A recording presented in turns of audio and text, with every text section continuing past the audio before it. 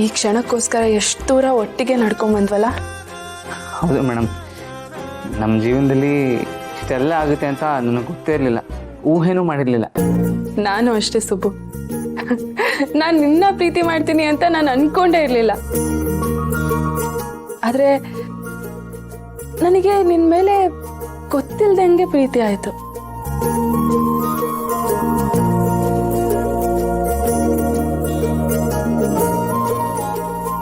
ಹೌದು ಮೇಡಮ್, ನನಗೂ ಅಷ್ಟೇ. ನೀವು ಪ್ರೀತಿ ಮಾಡ್ತಿದ್ದೀರ ಅಂತ ಗೊತ್ತಾದಾಗ ಎಷ್ಟು ಭಯ ಆಯಿತು ಗೊತ್ತಾ. ನನ್ನ ಕೈ ಕಾಲೇ ಆಡಲಿಲ್ಲ ಮೇಡಮ್. ಅದರಲ್ಲೂ ನಿಮ್ಮನ್ನು ನಾನು ದೇವತೆ ಥರ ಪೂಜೆ ಮಾಡಬೇಕು ಅಥವಾ ಪ್ರೀತಿ ಮಾಡಬೇಕು ಏನೂ ಗೊತ್ತಾಗಿಲ್ಲ. ಯಾಕಂದರೆ ನೀವು ದೊಡ್ಡ ಮನೆ ಕೊಡಿ ಮೇಡಮ್, ದೊಡ್ಡ ಮನೆ ನಮಗೆಲ್ಲ ದೇವಸ್ಥಾನ ಇದ್ದಂಗೆ. ಆದರೂ ನಿಮ್ಮನ್ನು ಪ್ರೀತಿಸಿದ್ರೆ ನಾವಿಬ್ರು ಒಂದಾಗಕ್ಕೆ ಸಾಧ್ಯ ಅನ್ನೋ ಪ್ರಶ್ನೆ ಬಂದ್ಬಿಟ್ಟಿತ್ತು ಮೇಡಮ್ ನನಗೆ. ಹೇಗೋ ಜೀವನ ನಮ್ಮಿಬ್ಬರನ್ನೂ ಒಂದು ಮಾಡ್ಬಿಡ್ತು ಮೇಡಮ್. ಹೌದು ಸುಬ್ಬು, ಅಪ್ಪನ ಆಶೀರ್ವಾದ, ಎಲ್ಲೋ ಇರೋ ಅಮ್ಮನ ಆಸೆ ಎಲ್ಲ ಈಡೇರ್ತು. ಎಲ್ಲೋ ಅಲ್ಲ ಮೇಡಮ್, ಅವರೀಗ ನಿಮ್ಮ ಜೊತೆ ಇಲ್ಲೇ ಇದ್ದಾರೆ. ಅವರಿಂದಾನೆ ನಾವಿವತ್ತು ಈ ರೀತಿ ಒಂದಾಗ್ತಿರೋದು. ಯಾಕೆ ಸುಬ್ಬು ಸುಮ್ಮನಾಗ್ಬಿಟ್ಟೆ? ಈಗಲೂ ಮಾತುಗಳು ಬರ್ತಿಲ್ವಾ? ಮಾತುಗಳೇನೋ ಬರುತ್ತೆ ಮೇಡಮ್, ಆದರೆ ನಾನಾಡೋ ಮಾತಿಗಿಂತ ನಿಮ್ಮ ಮುತ್ತಿನಂಥ ಮಾತುಗಳೇ ಚಂದ ಮೇಡಮ್. ಬರೀ ಮುತ್ತಿನಂತ ಮಾತು ಸಾಕ? ಮುತ್ತು ಬೇಡವಾ? ಏನು ಮೇಡಮ್ ಹೀಗೆ ಹೇಳ್ತಿದ್ದೀರಾ? ಮುದ್ದಾದ ಹೆಂಡತಿ ಮುತ್ತು ಬೇಡವಾ ಅಂತ ಕೇಳಿದ್ರೆ ನಾವು ಗಂಡ ತಾನೇ ಬೇಡ ಅಂತ ಹೇಳ್ತಾನೆ. ಆದರೆ ಒಂದು ಕಂಡೀಷನ್. ಕಂಡೀಷನ್ ಏನದು? ನೀವಿವತ್ತು ನನ್ಗೇನು ಕೊಡ್ತೀರೋ ಅದಕ್ಕಿಂತ 2 ಜಾಸ್ತಿ ನಾನು ನಿಮಗೆ ಕೊಡ್ತೀನಿ. ನಾನಂತೂ ಇವತ್ತು ನಿಮ್ಮ ಹಂಗಲ್ಲಿರೋಲ್ಲಪ್ಪ. ಮೇಡಮ್ ನೋಡ್ತಿದೆ. Madam Mary madam please madam madam ಕಚಗುಳಿ ಮಾತ್ರ ಕೊಡ್ಬಿಡಿ ಮೇಡಮ್ ನನಗೆ. ಮೇಡಮ್ ಕಚಗುಳಿ ಮಾತ್ರ ಕೊಡ್ಬಿಡಿ ಪ್ಲೀಸ್.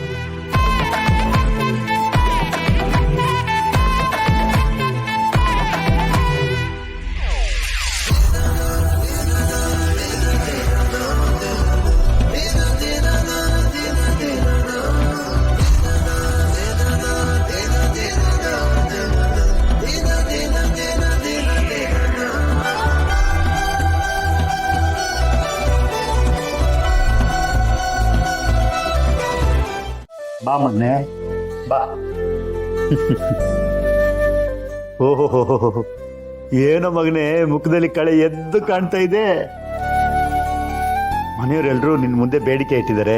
ಆ ಬೇಡಿಕೆ ಈಡೇರಿಸಿ ವರ ಕೊಡಬೇಕು ಅಂತ ನಂದು ಒಂದು ಅಪ್ಲಿಕೇಶನ್ ತಗೊಂಡ್ಬಿಡು. ಏನು ಹೇಳ್ತಿದ್ಯಪ್ಪ? ನಾನು ನಿಮಗೆ ಬರ ಕೊಡೋದಾ? ಹೌದಲ್ವನೋ, ನೀವಿಬ್ರು ಸೇರಿ ಆಯ್ತು, ಶಾಸ್ತ್ರನೂ ಮುಗೀತು. ಇನ್ನೇನಾದ್ರೂ ತೊಟಲ್ ಶಾಸ್ತ್ರ ಆಗಬೇಕು.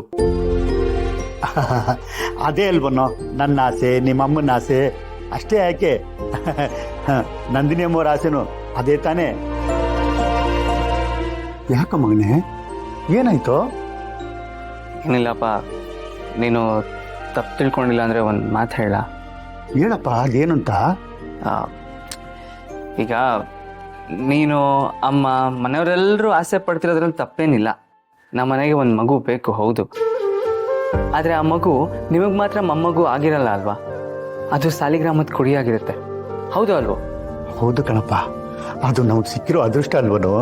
ಹೌದಪ್ಪ, ಆದರೆ ಸಾಲಿಗ್ರಾಮದ ಮನೆ ಪರಿಸ್ಥಿತಿ ಏನು ಅಂತ ನಿನಗೂ ಗೊತ್ತು. ಸಾಲಿಗ್ರಾಮದ ಮನೆ ಮಗಳ ಜೀವನನೇ ಸರಿಯಾಗಿಲ್ಲ. ಅವರು ಯಜಮಾನ್ರಿಂದ ದೂರ ಇದ್ದಾರೆ, ಸಂಸಾರದಿಂದ ಬೇರೆ ಆಗ್ಬಿಟ್ಟಿದ್ದಾರೆ. ಹಾಗಿರುವಾಗ ಸಾಲಿಗ್ರಾಮಕ್ಕೆ ಮೊಮ್ಮಗು ಬಂದರೆ ಅವರು ಎತ್ತಾಡ್ಸಕ್ಕಾಗುತ್ತಪ್ಪ? ಸಾಲಿಗ್ರಾಮಕ್ಕೆ ವಾಪಸ್ ಹೋಗೋಕ್ಕಾದ್ರೂ ಆಗುತ್ತಾ? ಹೌದಲ್ವ ಮಗನೆ, ನಾನು ಇದನ್ನ ಯೋಚನೆ ಮಾಡಿರಲಿಲ್ಲ ಕಣೋ.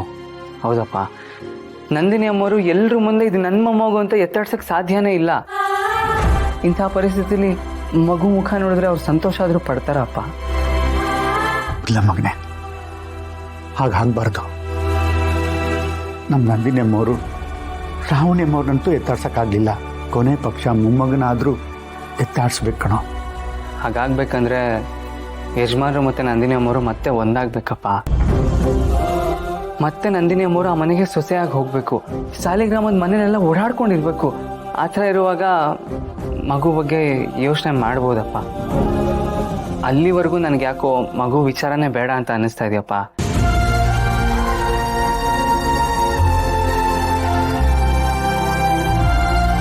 ಈಗ ನಂದಿನಿ ಅಮ್ಮವ್ರು ಖುಷಿಯಾಗಿದ್ದಾನೆ ಅಂತಾನೆ ನಾವು ಖುಷಿಯಾಗಿರೋದು.